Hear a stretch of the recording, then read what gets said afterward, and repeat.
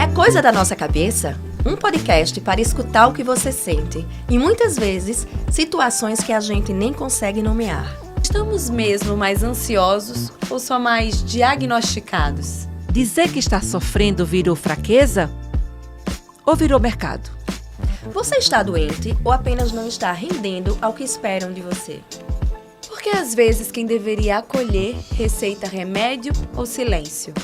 E tem muitos sintomas tratados como disfunção. E na verdade é só um coração sem poder gritar. Sentir não é falha, é humano. Hoje vamos falar sobre medicalização, sobre sofrimento e sobre a tal indústria farmacêutica. E no episódio de hoje nós vamos falar sobre a indústria da normalidade, o custo de não sofrer. E para falar sobre isso, nós estamos com uma convidada que é uma sumidade no assunto. Nós estamos recebendo aqui no estúdio a psiquiatra Jordana Farias. Jordana, seja muito bem-vinda para conversar sobre essas coisas que são da nossa cabeça ou não. Mas antes eu queria que você se apresentasse para o nosso público, falasse um pouco da sua trajetória também na psiquiatria. Seja muito bem-vinda. Obrigada pelo convite, estou bem honrada por estar hoje aqui com vocês. Eu sou Jordana, sou psiquiatra, sou médica, vai fazer 12 anos de formação e sou psiquiatra desde 2018. Fiz residência também de clínica médica antes de fazer psiquiatria, fiz 2 anos e depois que eu segui a residência da psiquiatria. Terminando psiquiatria geral, eu fiz um fellow na Santa Casa do Rio, na psiquiatria da infância e do adolescente, na qual hoje eu atuo com mais intensidade. Sou da docência do SESMAC, na qual conheci a Jana, e fico na preceptoria dos meninos de medicina, dos alunos do internato e do 5º período. E hoje sou sócia da Clínica Harmonicamente, junto com a Aloíse e o Igor, que também são psiquiatras. Fantástico receber você aqui, Jordana. Como a Milena falou, uma sumidade, né? Esse currículo extenso, né? E somado a uma sensibilidade muito grande, né? Porque a gente precisa, não basta só a técnica. A gente precisa ter esse senso de responsabilidade, precisa caminhar junto, né, com essa característica humanizada. E é assim que eu lhe enxergo. Jana, eu fiquei um bom tempo, assim, tentando participar do coletivo. Como assim? Eu tinha alguns cuidados em relação ao meu sotaque, as pessoas tiravam muita brincadeira. E eu tentava me encaixar e não funcionava, porque eu tentava ser uma coisa que eu não era. Isso. E isso era horrível para mim. Então eu disse, olha, quer saber? Eu vou funcionar do jeito que eu sempre funcionei, do jeito que as pessoas me conhecem. E eu vou estender isso para a minha profissão, né? Então, assim, quando eu tentava participar de um coletivo, né, para me adequar ao pessoal ali da medicina, de uma maneira mais formal, não fluía. Era horrível. Para tudo, viu? Para a preceptoria, para o consultório, para alguma palestra, sei lá, que eu era convidada, não funcionava. Quando eu disse, rapaz, está me fazendo tão mal, como é que pode? Não, vou ser eu. Espontânea, brincalhona, tentando ser leve, porque não é fácil, né, lidar com saúde mental. E foi isso que foi acontecendo e, graças a Deus, hoje eu estou muito mais feliz comigo mesma, porque agora eu aceitei o meu sotaque, o meu jeito de ser, de funcionar, e é isso que... Mas isso é uma maravilha você estar trazendo isso pra gente aqui, porque é pela pessoa, Jordana Farias, e pela profissional. Né? Porque a gente lida com muitas questões como essa, onde as pessoas perdem a espontaneidade, né? As pessoas, e quando perdem a espontaneidade, começam a adoecer. Né? A espontaneidade está vinculada à nossa saúde mental. Né? É verdade. E aí ficar numa caixinha que não é seu número, que não lhe cabe, você sufoca. Né? E sufocar já não faz mais nenhum sentido. Então, como foi interessante você trazer, principalmente por ser da área, né? Isso. E no ambiente com outros profissionais da área, né? Que deveriam, inclusive, entender essa característica, né? Essas subjetividades, dessas particularidades de cada indivíduo, né? E muito voltado até para o acolhimento, já que estamos falando também de cuidado e de saúde mental, né? E não dessa brincadeira que, de algum modo, também pode... afetar diretamente na própria identidade do indivíduo, Isso. né? Como ele se coloca no mundo. E sobre isso, a gente teve uma oportunidade também de perceber o quanto essa sua característica lhe permite ser um adulto saudável. Né? Você se assume, você entende a sua vulnerabilidade, você se percebe e se faz presente com todas as suas características. Então, isso para nós aqui, tenho certeza que esse papo nosso é muito de saúde mental, de posicionamentos, de transformação. Você está transformando vidas, com certeza, né? Pois é. Jordana, quando a gente fala nessa normalidade, quando a gente fala nessa patologia, a forma patológica, né, de lidar com algumas características que não são ditas normais, por exemplo, quando a gente lida também com situações onde o nosso tempo cobra da gente velocidade, cobra da gente euforia, cobra da gente segurança, né? Eu estava recentemente lendo um artigo da Eliane Brum. Ela faz artigos para o El País. E ela compila alguns artigos e transforma em livros. É muito interessante esse livro dela, A Menina Quebrada, se chama. E tem um capítulo que ela fala sobre o depressivo na contramão. E ela cita uma psicanalista, que é Maria Rita Kell. E ela trabalha, por exemplo, algumas questões, como a depressão, como uma questão não só individual, não só química, mas também, obviamente, né, uma questão social, né? E aí a gente, não é raro também, é muito comum, chega no consultório, as pessoas, obviamente, com dificuldade de lidar com suas dores, com suas questões que a gente sabe que mexe e que não é fácil a gente entrar em contato com nossas dores, né? Como uma feridinha aberta, aí a gente está lá tocando essa feridinha. Se for de fato uma ferida física, alguém toca, como é que a gente realmente reage? A gente tira, porque machucou, doeu. Estímulo, né?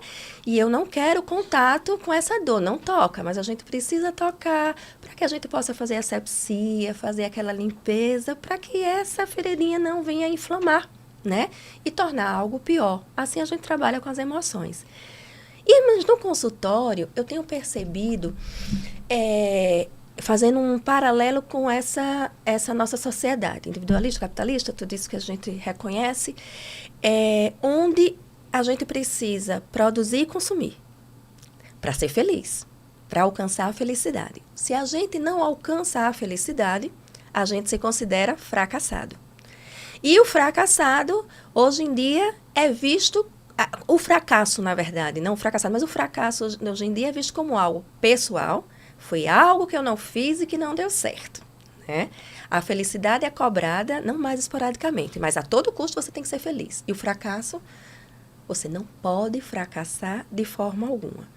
E aí você vai ficando cada vez mais acuado, vai trazendo isso como uma responsabilidade sua, vai embotando afetivamente, e vamos pensar aí já caminhando para um quadro de depressão, né? Imagina uma pessoa depressiva vivendo esse movimento, né? De velocidade, de euforia, onde todo mundo está produzindo. Eu hoje não consegui cumprir minha agenda, porque eu produzi tanto, né? O depressivo, geralmente, ele se recolhe. Ele quer ficar deitadinho no seu lugar, não fazer nada, né?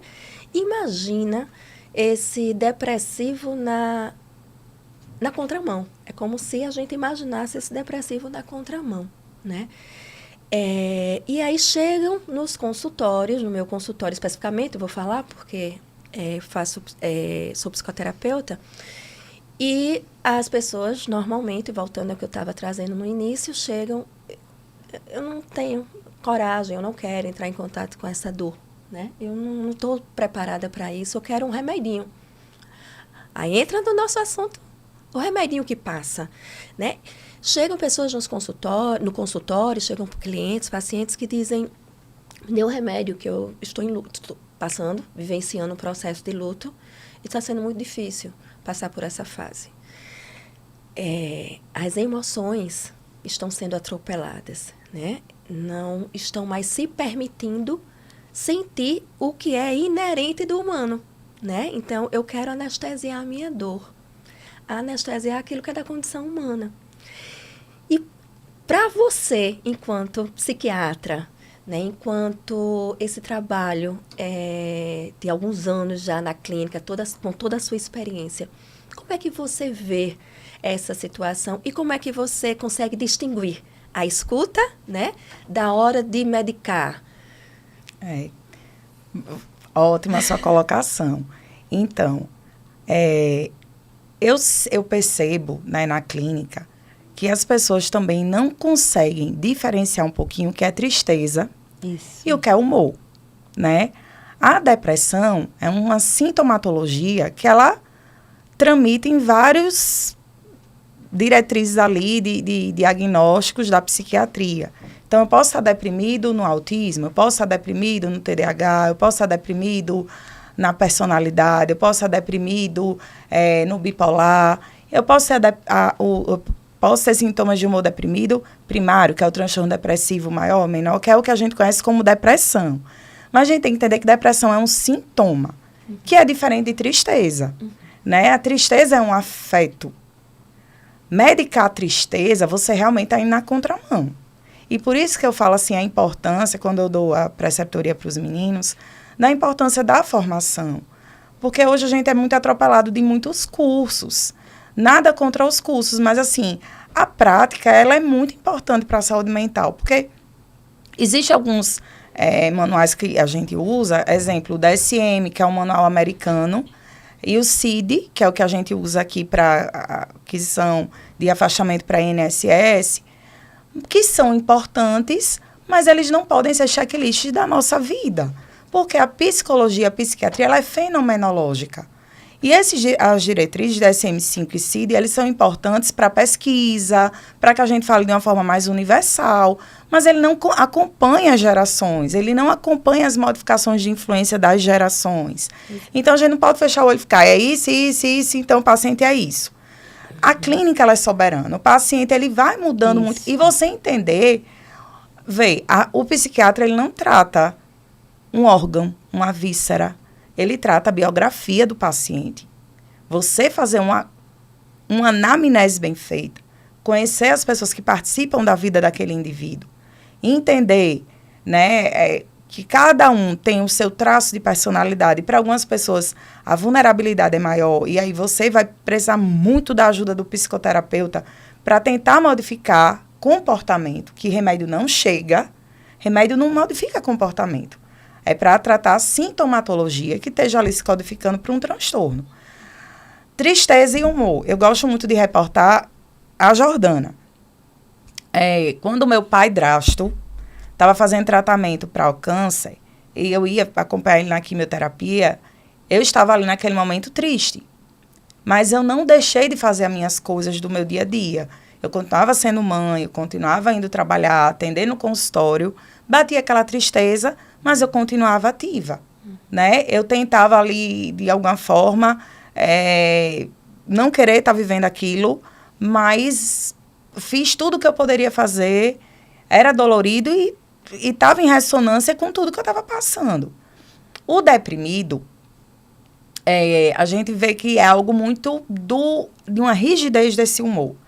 Porque acontece, o deprimido, ele começa a se distanciar de coisas que ele tinha tanto prazer em fazer, né? E aí, eu posso estar deprimida e disfarçar no meu afeto. Eu posso estar deprimida, chegar lá na quimioterapia do meu pai e fingir que estava tudo bem. O pessoal, para o ser humano estar deprimido, ele tem que estar sujo, com os cabelos assanhados, com a unha mal feita. Ao contrário, não é isso, não é isso. O deprimido, ele pode mascarar no afeto. Porque o humor, ele pode modificar o afeto, mas o afeto, ele não tem o poder de modificar o humor, tá? O afeto, ele não tem esse poder, mas o humor tem. Então, eu poderia fingir que estava bem, apesar de estar deprimida, tá? Então, assim, eu acho, Jana, que falta um olhar clínico e falta também esse cuidado, ter mais sutileza para entender o que é comportamental, o que é que o paciente não consegue acessar porque ele não quer modificar. Porque tem pacientes que você chega e vê, é aquela história. Você quer emagrecer ou você quer ser emagrecido? É o que você testemunha no consultório. Eu quero um remédio. Porque é mais difícil, é mais demorado o processo de ressignificação de muita coisa, de mexer com a parte das emoções. Tem paciente que paralisa, não consegue nem falar, ou então fala rápido demais, né? Para não falar com detalhes e processar aquele momento uma dor. Você quer entrar em contato com essa dor, né, Jordana? Às vezes eu tô conversando com o paciente, eu digo, mas tu falou tão rápido que eu nem ouvi direito. Tu pode voltar? Não, mas eu já falei. Você vai sentindo, né, no paciente, de ali tem uma ferida muito grande. E aquele negócio, a gente sente no consultório, eu digo, quando eu falo em psicoterapia, não gosto não, vou não. Doutora, eu tenho não, paciente. Não é que não tem paciência, ali já é mecanismo de defesa dele. É porque é doloroso. E com essa sua escuta, né, é importante, né, fundamental. Porque quando você mesma diz, né, seguir ali aqueles critérios diagnósticos e atestar sem escutar. A partir do momento que você faz essa leitura não verbal ou fazendo essa leitura na velocidade da fala da pessoa, ou nas pausas, ou no silêncio, né, para que você chegue efetivamente no diagnóstico correto, se existir. Porque às vezes pode ser um sintoma social, né? Pode ser aquele sintoma social que... e aí é onde eu gostaria também de já entrar numa pergunta sobre para você, né? Os diagnósticos, ele é um critério mais clínico ou a gente precisa observar também esses fenômenos sociais, né? Então, como eu falo, o psiquiatra ele não trata uma víscera, um órgão, ele trata a biografia. Então, a gente vai buscar biopsicossocial e espiritual. Tudo é conectado para a vida daquele ser humano. Tem paciente chegando no consultório, eu identifico a causa, o gatilho. Eu sei que o gatilho está ali. E se ela não modificar, vai continuar. Às vezes, por exemplo, o paciente procura ajuda, às vezes numa emergência de um sofrimento, às vezes associado a, dependendo da clínica dele, uma medicação porque não está suportando. E aí eu faço analogia, por exemplo, quando um paciente tem uma ardência para fazer xixi, que a gente chama de disúria, né? Vai na emergência, eu não aguento, tá ardendo. E o médico tem que fazer a investigação. Tá ardendo a urina, porque é um cálculo, é uma bactéria. Qual é a bactéria? Mas o médico ali naquela emergência, ele pode fazer uma medicação para aliviar aquela dor, enquanto investiga o que é que está causando. Sim. Então, às vezes o paciente vem, e a gente tem que diferenciar, assim, a etiologia, né? Existe uma medicalização muito grande na infância e da adolescência. Absurda, que a gente tem que ter muito cuidado. Sim. O adulto, por ele estar com seu neurodesenvolvimento completo, a gente consegue entender melhor do que uma criança no processo de formação. Então, a gente tem que ter um olhar muito clínico e se colocar no lugar do paciente. Se fosse meu filho aqui no lugar dela, né? Se fosse eu, né? E a gente ter uma escuta ativa sem deixar de orientar. Hábitos de vida... Você pratica atividade física? Quem é a tua rede de suporte? Que é a tua rede de apoio? Ela está aí fora no consultório? Não, eu vim só.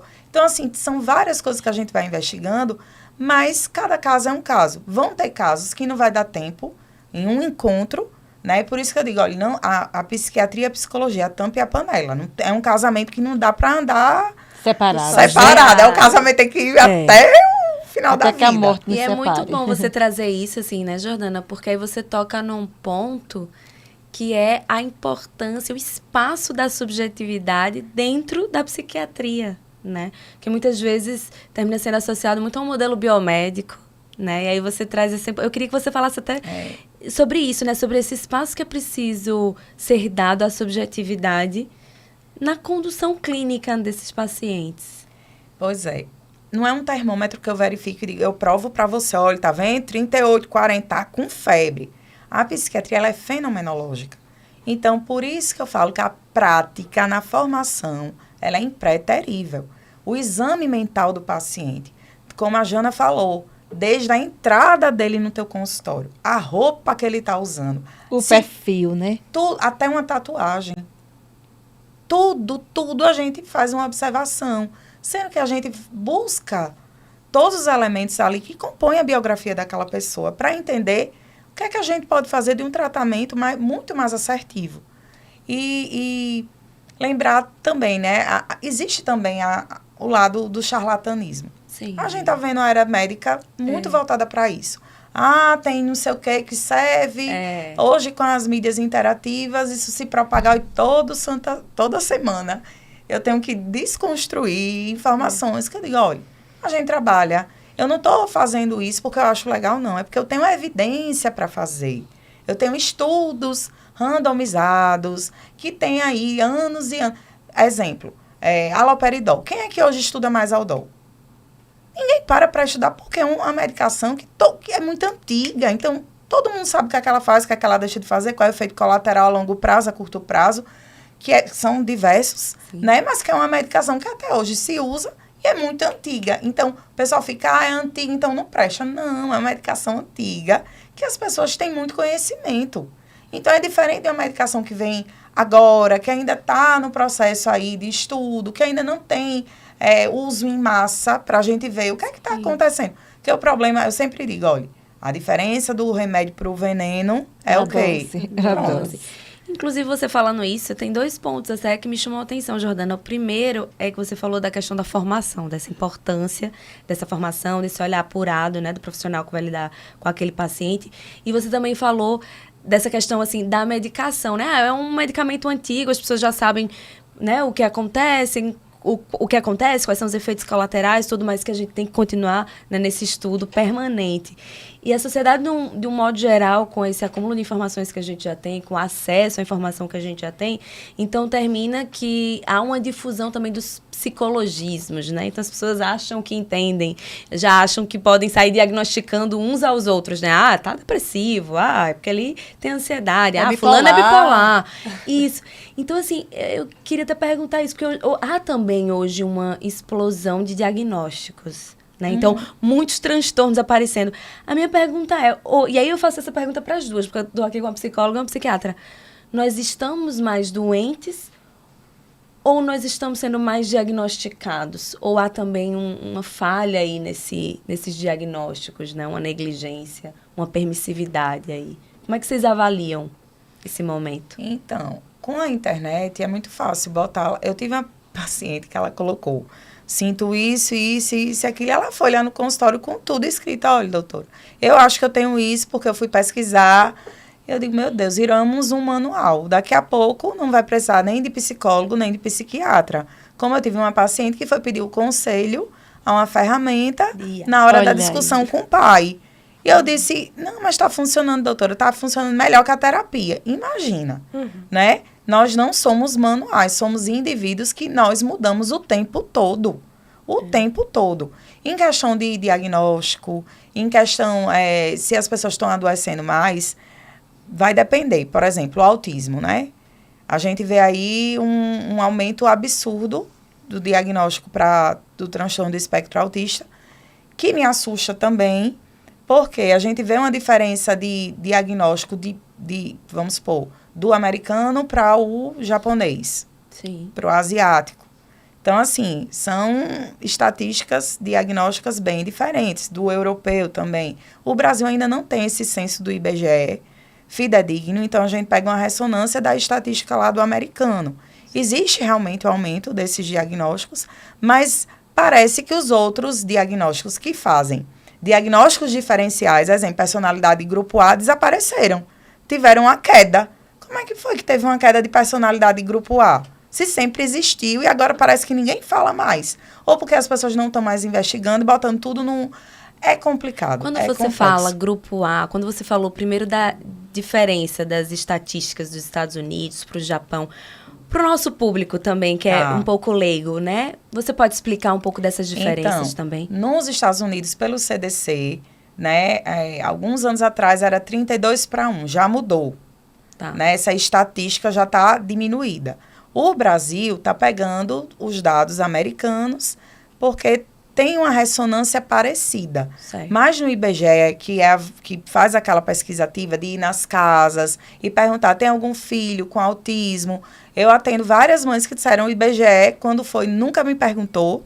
Acho que nem tinha. E nem chega na minha casa. Há uma subnotificação. Isso. Entendeu? Então, a gente não tem um parâmetro realmente dessa estatística no Brasil com muita de uma quantificação fidedigna. A gente pega dados americanos, porque Entendi. pelo que está se estudando, está parecendo mais com os dados americanos. Mas se a gente for ver a estatística do europeu, é muito diferente, né? Os Estados Unidos, a gente vê um diagnóstico mais intensificado. É como se existisse alguma variante ali de população que ainda está se estudando e que, ao mesmo tempo, faz a gente fazer uma interrogação muito grande. E os diagnósticos diferenciais, ninguém fala mais.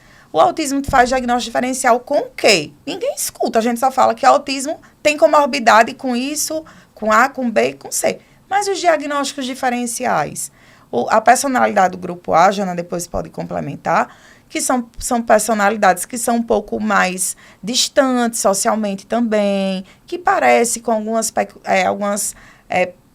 algumas características que o espectro autista tem, né? E a gente começa a ter um certo cuidado por falta também de estudos na população idosa, do idoso. A gente não tem tanto estudo para o autismo no idoso. Então, assim, dos pacientes idosos, a gente consegue ver uma manutenção diagnóstica dos diagnósticos que já tinham, sem ter modificação. Dos novos agora, parece que os antigos não se usam mais e fica tudo no bolo do que é mais falado. Exemplo, o autismo. Não estou aqui falando que não existe. Existe, minha gente, Sim, e sim. a prevalência é alta. Mas que a gente tem que ter cuidado para não ir no efeito boiada. Manada, né? De assim, peraí, vamos fazer um diagnóstico diferencial. O autismo é do neurodesenvolvimento. A criança nasce com aquele neurodesenvolvimento atípico. A personalidade é uma construção. Então, vamos entender um pouquinho. Então, é o que eu falo, a prática. O que acontece? O pessoal vai para a formação muito teórica e medicação. Teoria, medicação, checklist, DSM, CID, pronto. Não é só isso, né? É a biografia, é o que eu falo, é a prática. Porque a gente sabe que a personalidade do grupo B é dessa forma? Porque os estudos mostram. Quando a gente atende o paciente, a gente tem já um olhar clínico, porque aquele paciente, ele se repete. Não é isso, Jana? Isso. Ele se repete, não é um achismo, é porque o padrão de funcionamento é igual ao grupo de pacientes que funcionam de grupo B. E a gente vai tendo esse olhar clínico por causa da prática, não por causa de CID e DSM. Sim. Se for nessa onda, vai errar. Sim. E eu, complementando a sua fala, Jordana, que eu compactuo também, eu vejo dois caminhos aí dessa situação de diagnóstico, Milena. Um é conhecimento que a gente está tendo mais. Hoje em dia a internet, né, ajuda, às vezes atrapalha, mas ajuda nesse sentido de trazer, né, conhecimento. Quebrar tabus também. Quebrar tabus, estigmas, né? As pessoas entram mais em contato. Há alguns anos, e não muitos anos atrás, uma pessoa com autismo era considerada uma pessoa louca que não podia conviver, né, na nossa sociedade, né? Quantas pessoas lá atrás com autismo foram internadas, né, em hospitais psiquiátricos por, talvez, falta de desconhecimento ainda, né? Hoje a gente já tem esse conhecimento e, a partir daí, os profissionais, mas cada vez mais engajados, né, eles estão conseguindo chegar nesses diagnósticos. Desse ponto de vista, né, é positivo no sentido de quantas e quantas pessoas, né, olham para mim e dizem, foi libertador. Libertador eu agora saber que eu tenho um diagnóstico de TDAH, por exemplo. Porque eu antes me sentia incapaz, né, incompetente, aquém do meu colega. Como é que fulana lê um livro em 2 horas e eu passo um mês para ler o livro e tenho que voltar às folhas? Porque eu leio, quando eu viro, já não me lembro mais, já não me recordo mais daquela leitura que eu fiz. Então, é um sofrimento absurdo e começa a se sentir aquém, né? E a partir do diagnóstico, né, traz essa questão de liberdade, agora eu sei o que eu tenho e agora eu vou tratar essa situação, né? Então, nesse ponto de vista, eu entendo que é positivo. O lado negativo é que também os diagnósticos serem realizados também sem muitos critérios, né? Essa questão da pouca escuta, da não valorização da subjetividade e também até da falta ética de alguns profissionais. Porque já vi pessoas, né, no nosso cotidiano, solicitar diagnósticos para serem beneficiados em alguma demanda da sua vida, trabalho, faculdade, né? E colocar o diagnóstico na frente. A pessoa não é João, Paulo, Severino. A pessoa é o TDAH. A pessoa é o autismo. Assim ele se identifica, né? E aí esse é o lado negativo, né? Essa forma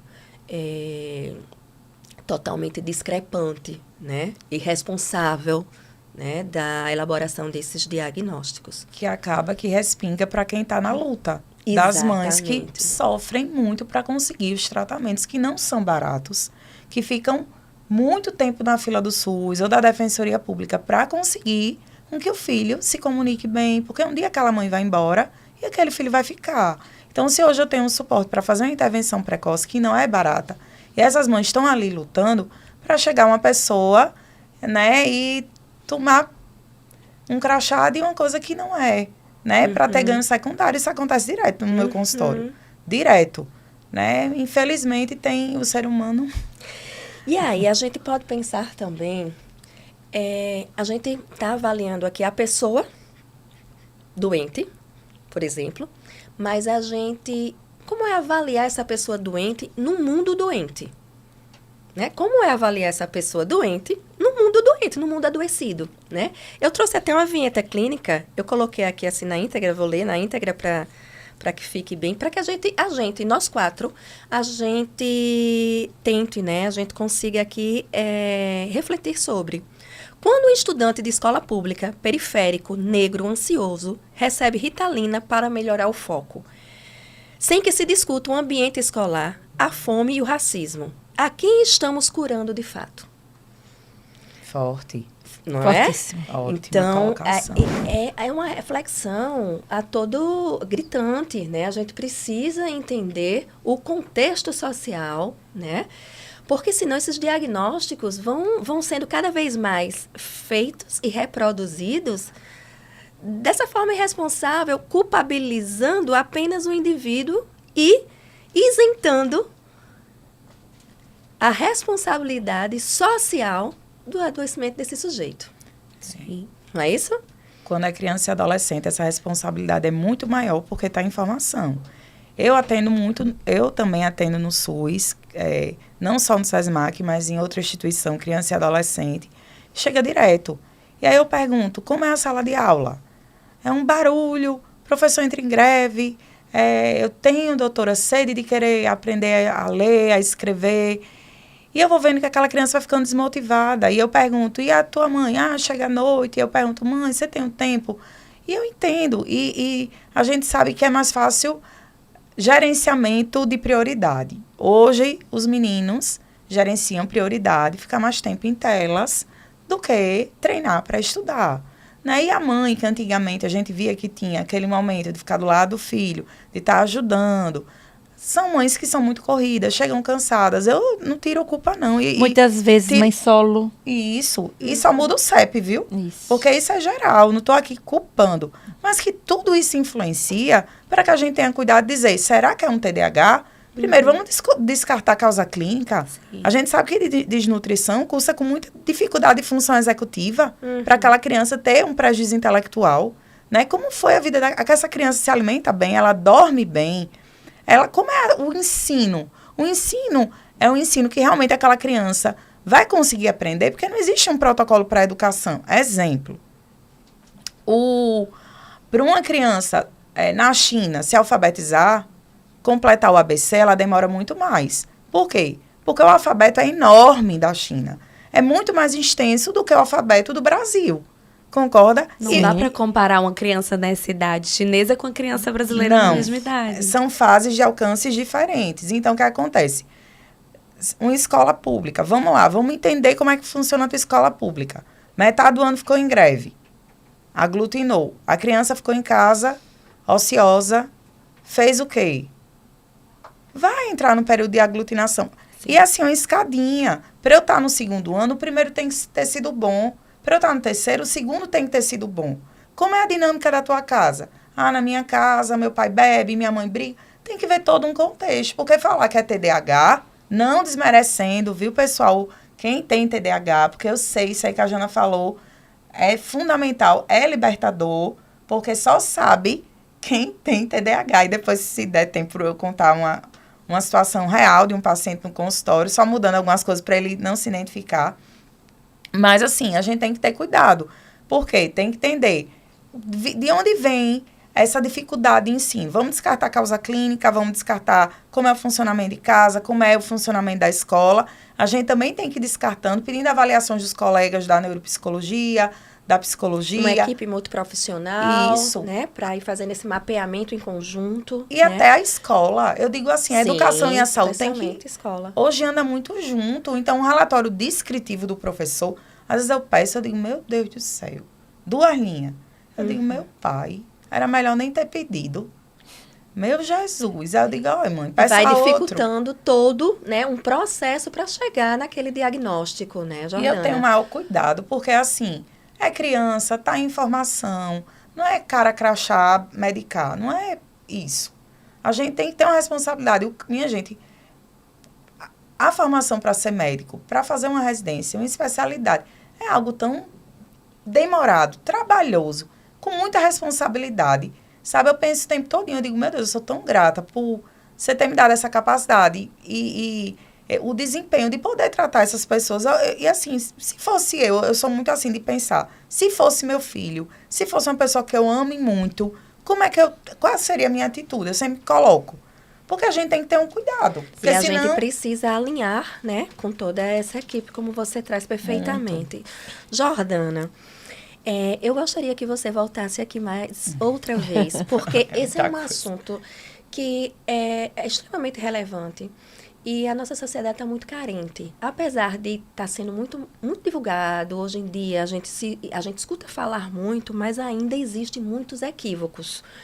Mas hoje a gente não consegue conversar tantos tópicos com profundidade como a gente gostaria. Então, eu gostaria dele convidar para um outro momento aqui, para que a gente desse desdobramento a tudo isso que você está trazendo, com essa fala tão espontânea, tão elucidando todas essas dúvidas, na verdade, né?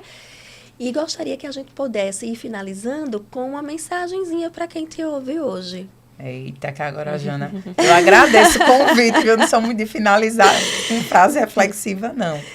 Mas eu acho que a gente está vivendo uma sociedade que eu sempre falo assim, eu acredito muito na corrente do bem, né? Faz o certo, faz o bem. É diferente, né? Ser uma pessoa boa e o bonzinho, isso, né? São coisas bem diferentes. Seja uma pessoa boa, faça o certo, acolha, porque saúde mental dói tanto quanto uma úlcera, dói tanto como uma ferida que não deixa de ser aberta, mas é uma dor muito intrínseca da alma, né? Do pensamento. E esse indivíduo, quando ele já tem tanto medo de ir para um médico, para um psiquiatra, para um psicólogo, e às vezes quando chega, nunca mais quer ir, né? Então, assim, esse acolhimento ele é muito importante, independente da classe social. Eu funciono independente de onde eu estiver. Se eu estou no SUS, se eu estou no particular, é a mesma coisa. E tratar de transtorno mental, Jordana, não é a mesma coisa que tratar uma micose. Isso. Né? Só o remédio basta. A gente precisa processar e elaborar os nossos sofrimentos, as nossas dores. Né? E você traz aí você compactua muito desse pensamento comigo quando a gente alinha essa importância da psiquiatria junto à psicologia, né? A psicoterapia.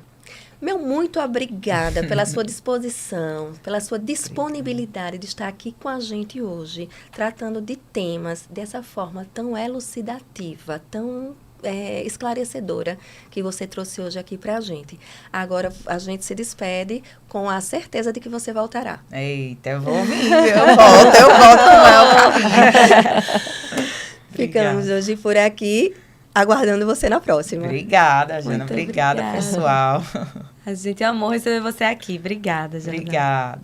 E se a gente precisa de uma pausa, que ela seja feita com acolhimento e não com culpa? Então, nesse momento, a gente faz também um agradecimento a quem nos acolhe o tempo inteiro, os nossos parceiros. Um agradecimento à Lume Estúdio de Beleza, que nos preparou, que entende que cuidar de si também é um ato de amor próprio. A gente agradece também a Forte Serviços e Empreendimentos, que acredita nas pessoas como uma base para uma estrutura sólida. E aos nossos parceiros da Vox Cerimonial, que transformam eventos em espaço de acolhimento e afeto. Então, nosso muito obrigado a essa rede também de cuidado e de apoio aqui no nosso podcast. Olha, manda esse episódio para quem precisa de escuta, não só apenas de receita.